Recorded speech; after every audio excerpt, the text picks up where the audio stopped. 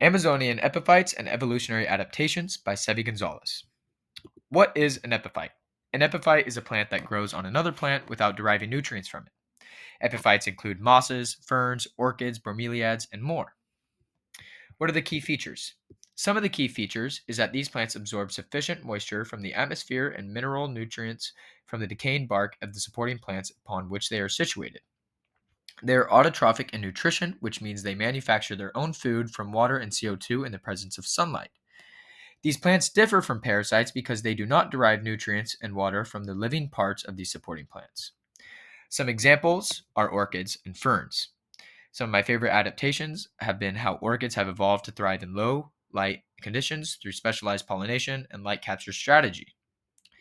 This is the main competition of sunlight competition under the canopy, the battle for sunlight. The rainforest canopy blocks most of the sunlight, letting less than 5% reach the forest floor. Because of this scarcity, light is the most limiting resource.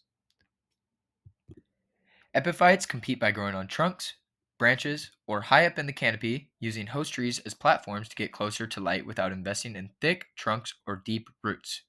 This growth strategy helps them avoid shade and maximize access to light for photosynthesis. Epiphytes exhibit positive phototropism, meaning they grow in the direction of light. This is controlled by the plant hormone auxin, which redistributes in response to light exposure. But what is auxin? Auxin is a plant growth regulator, mainly responsible for promoting cell elongation along with other development processes. It's usually found in the tips, stems, and roots and plays a vital role in bending towards the light. Some of the physiological adaptations is that it's all about the auxin to position themselves more effectively to maximize photosynthesis and avoid being shaded. Here, in this figure, light falls on one side of the shoot while the other side remains in the shade. Auxins are released from the tip of the shoot. As they diffuse down, they are transported away from the sunny side to the shady side of the shoot. This is due to a special protein called phototropins on the sunny side that are activated by the light and stimulate the auxins away from this region. As a result, the cells on the sunny side have fewer auxins. They are much less stimulated to elongate than the cells on the shady side. Therefore, this asymmetrical growth causes the shoot to bend towards the light. But what about other physiological adaptations, like droughts? There are numerous ecological adaptations that contribute to epiphyte success in the canopy. Although epiphytes are often found in moist environments, they can still be subject to periods of drought or have limited access to water.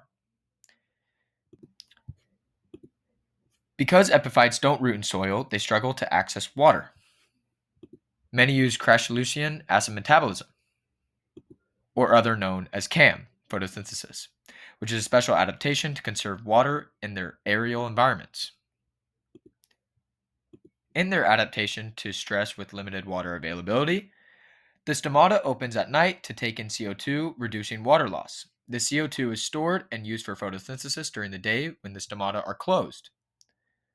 In more simple terms, these plants will open up their pores at night when it's not as warm, and water won't release as quickly, allowing them to breathe in and take up the CO2 for nutrition.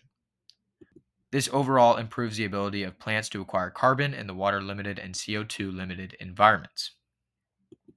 Some examples are that many orchid species and bromeliads are epiphytes that utilize this CAM photosynthesis. This adaptation is key to surviving periods of drought or dry canopy conditions. So overall, in summary of key adaptations, the varying degree of tolerance to shade and desiccation have allowed epiphytes to survive long periods of stress by regulated auxin and conserving water through CAM photosynthesis.